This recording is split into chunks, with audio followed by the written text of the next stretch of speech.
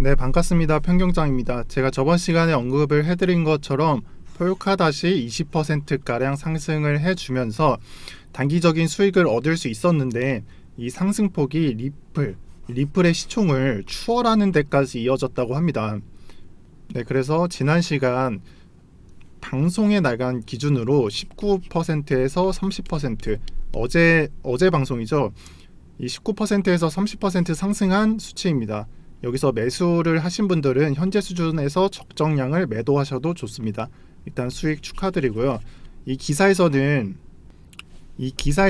이더리움하고 크게 비교를 하면서 설명을 하고 있는데, 그 이유가 이 폴카닷을 만든 사람이 스마트 컨트랙을 구현하는 이더리움의 스마트 컨트랙트를 구현하는 솔리디티를 만든 사람이기 때문입니다.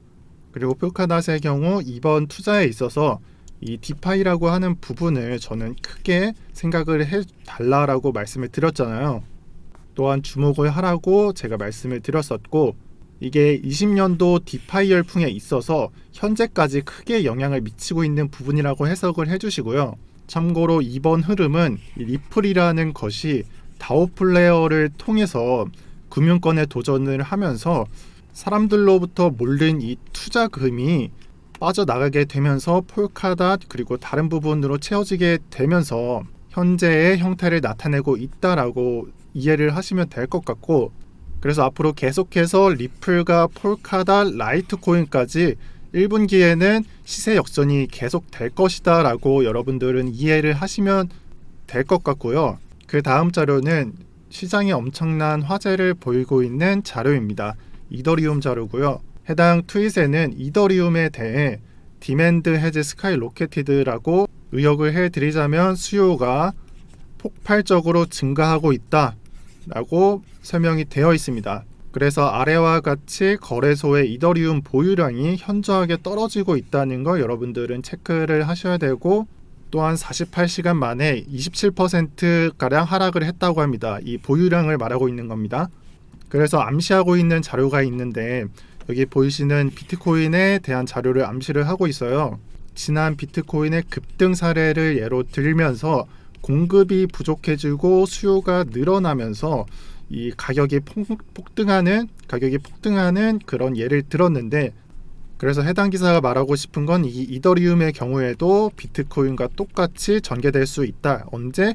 알트 시즌이 돌입하게 된다면, 즉 앞으로 비트코인의 가격이 안정화가 되고 도미넌스가 하락하게 된다면, 또는 도미넌스를 올림과 동시에 이더리움 가격을 올리게 된다면 이 해당 기사를 참조를 해서 이해를 해주시고요. 네, 다음 기사로는 코인베이스의 채굴 회사에 대한 투자와 그리고 갤럭시 디지털의 금융 서비스, 채굴 금융 서비스를 시작했다는 뉴스를 가져왔습니다.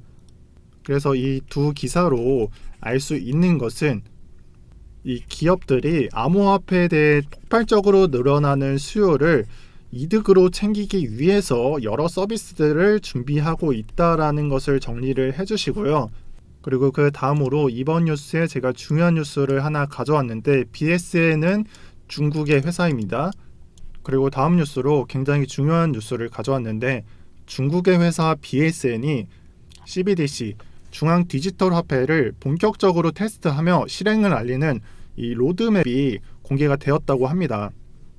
이것을 통해서 미국보다 중국이 이 CBDC의 흐름을 좀 더 빠르게 가져가고 있다라고 이해를 하시고, 이 해당 흐름은 페트로달러라고 하는 통화적인 흐름의 무너짐을 가속화하고 있다라는 것을 챙겨가시고, 오늘은 이것에 대해서 조금 설명을 하려고 합니다. 네, 우리가 어떠한 물건을 산다라고 가정을 해볼게요. 먹을 것을 산다고 하고, 또는 돼지고기를 산다고 가정을 했을 때, 삼겹살을 산다고 가정을 했을 때, 현재에는 지폐를 쓰는 것에 있어서 조금 보편화되어 있지만 100년 전, 그리고 1000년 전, 수천 년 전에는 분명 그렇게 하지는 못했습니다. 이 말이 무슨 말이냐면, 1900년도 이전에는 이 물물 교환을 하는 데 있어서 금과 은, 이러한 기금속으로 물물 교환을 편리하게 했었고, 저희는 이것을 대중적으로 사용을 했었습니다. 여러분들이 유튜브 등을 보시면서 이 해적선에 발견된 금화 같은 것을 생각해 보시면 이 안에 동전을 금으로 만들고 은으로 만들었다라는 걸 상기를 해보시면 이 금과 은에 대해서 얼마나 통화로 중요하게 여겼는지 이해하실 수 있으실 겁니다. 그리고 이후 1900년도 이후부터 그 이후 1900년도 중반부터 통화라는 것을 잠시 제쳐두고 미국이라는 나라가 떡상하게 되는 계기가 되는데 그 이유가 2차 세계대전으로 여기 보이시는 게 유럽이고 동아시아, 미국입니다. 제가 그림을 못 그려서 죄송합니다. 유럽을 포함한 동아시아가 이 전쟁으로 나라의 기반을 잃은 반면에 현재 미국은 거의 영향을 받지 않은 상태로 그 과정에서 경제의 부상과 동시에 미국은 세계 최대의 채권국이 되었습니다. 이 세계 최대 채권국이 되면서 미국이라는 나라는 이전에 통화였던 금을 달러로 바꿔놓습니다. 물론 여기에는 미국의 철저한 준비 하에 이루어진 행동이고 이 얘기는 좀 너무 길어서 다음에 제가 설명을 드리도록 하겠고요. 어찌 됐든 간에 이 미국은 많은 나라로부터 이렇게 해서 금을 받고 달러로 교환을 해주면서 이 금의 보유량을 늘려놓았고 이것을 비트코인으로 표현을 하면은 도미넌스로 달러의 우세함을 가져가게 된 겁니다. 그러면 이해가 좀 하기 쉽겠죠? 그런데 여기에 더해서 현 시대를 살아가는데 우리가 빼놓을 수 없는 게 있는데 적어드리는 석유라는 게 있습니다. 미국이라는 나라는 이 석유를 교환하는 데 있어서 석유를 교환하는 매개체로 즉 통화로 이 달러라는 것을 못 박아 놓습니다. 어떻게? 사우디와 협력을 합니다. 물론 이 협력 관계에는 석유와 달러 그리고 국채 그 다음에 군사 장비까지 이어지는 흐름이 있는데 이것은 너무 복잡하니까 그냥 석유를 교환하는데 달러만 사용하게 됐다라고 여러분들이 이해하시면 편합니다. 그렇게 해서 여러분들이 제가 방금 말씀드린 페트로 달러가 완성이 됩니다. 이 페트로 달러라고 하는 것은 쉽게 말해 석유를 교환할 때 쓰이는 통화가 달러가 됐다 이 말입니다. 그래서 이렇게 전개된 이 미국은 1970년도부터 현재까지 이 40년 동안 실물 경제 시장에 있어서 달러 패권을 누리게 됩니다. 그리고 세계 경제를 장악했었습니다. 근데 왜 이런 어려운 말들을 했냐면 지금까지 말씀드린 이 통화체계 또 미국의 패권을 가져가게 되는 그러한 전략적인 움직임들이 근 2년 동안 빠르게 무너지고 있습니다. 그래서 여기 보이시는 그래프의 검정색 부분이 달러고요. 이 분홍색 부분이 유로입니다. 2018년도부터 달러로 교환했던 거의 100%에서 80%를 장악했던 달러가 급속하게 무너지면서 유로보다 못한 신세가 되고 있습니다. 즉 이게 뭘 말하냐면 페트로 달러라는 거는 석유를 교환할 때 달러를 쓰는 것에 의의가 있다라고 제가 말씀을 드렸잖아요. 근데 여기서는 석유뿐만 아니라 수출을 함에 있어서 여기는 중국입니다. 중국이라는 나라가 수출을 함에 있어서 달러를 사용하지 않고 유로를 사용한다. 그리고 일단 거기에 더해서 이 중국이라는 나라는 2010년도까지는 미국 국채를 계속해서 매집을 했었는데 그 이후부터 국채를 추가적으로 생산하지 않는 모습을 보여왔거든요. 그것까지 생각을 하시면은 미국이라는 나라가 달러 약세와 함께 페트로 달러도 무너지고 지금 좀 안 좋은 흐름을 타고 있다는 걸 여러분들은 깨달으셔야 되고 그렇게 해서 지금 달러가 얼마나 심각한 상황인지 이해하실 수 있을 것 같고 이제 거기에 더해 가장 안전한 자산은 미국 국채다라는 이 이미지가 이제는 무너지고 있다라는 것을 여러분들은 깨달으셔야 합니다. 그렇게 해서 여기까지 했던 어려운 내용을 제가 정리를 해드리자면 첫 번째로 골드 스탠다드라고 해서 귀금속으로 통화를 쓰게 되는 그런 움직임을 말하고 두 번째로는 이 페트로 달러로 진입하는 시기에 미국이 설계했던 그 시대를 말하는 겁니다. 그리고 그 다음으로는 페트로 달러로 미국이 석유 통화 매체로 달러를 결정하게 되면서 이 40년 동안 실물 경제를 거의 장악했던 시기를 말하는 겁니다.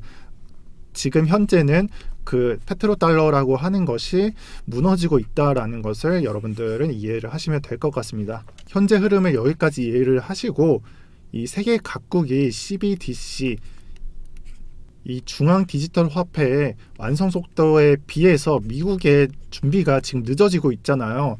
이것이 앞으로 달러 약세에 어떠한 영향을 줄지에 대해서 여러분들은 상상을 하셔야 되고, 어떻게 흘러갈지에 대해서도 정확히는 모르겠지만 약세에는 어느 정도 영향을 주겠구나라고 여러분들은 생각을 하시면 될 것 같습니다.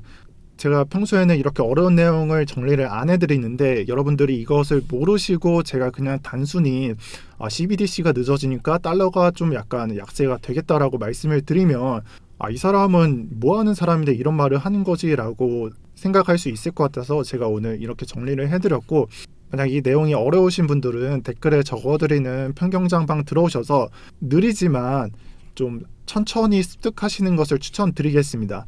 네, 이 어려운 내용을 마치고 마지막으로는 비트코인 시황을 드리면서 마무리하도록 하겠습니다. 현재 비트코인은 이 오른쪽 숄더 부분이 애초에 목표로 잡았던 오른쪽 숄더 목표가와 3% 정도 차이를 보이고 있는데 정상적인 움직임으로 보이고 있고요.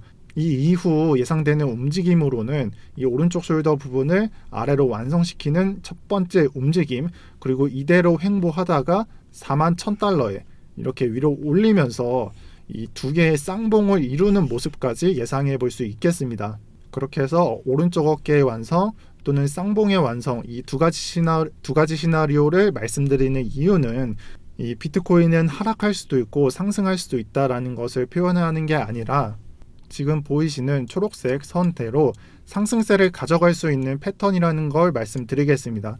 네, 그렇게 해서 이 두 가지 방향을 1월 상승세로 가져가기 위한 포인트라는 것을 체크해 주시고, 이것은 준비 과정이라고 생각을 해 주시고요.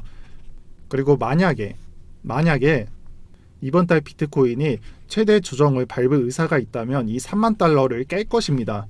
제가 누차 경고를 드리지만 이 3만 달러 부근, 이 부근은 언제든지 도달을 할 수 있다는 것을 알고 가시고요. 따라서 비트코인의 상승세, 하락세를 결정하게 되는 것은 3만 달러 이후, 이 3만 달러 이후 움직임이라는 것을 여러분들은 꼭 기억을 해주시면 되겠습니다. 네, 그렇게 해서 오늘 비트코인 시황까지 마치도록 하겠습니다. 네, 오늘 영상은 여기까지 하겠고요. 제가 다시 한번 강조를 드리지만 시황을 실시간으로 원하시는 분들은 댓글에 적어드리는 평경장방 들어오시면 하루 3번, 아침, 점심, 저녁 이렇게 프리미엄 시황을 받을 수 있으니 참고해 주시고 시청 감사드립니다. 구독과 좋아요, 알람 설정 눌러주시면 감사하겠습니다.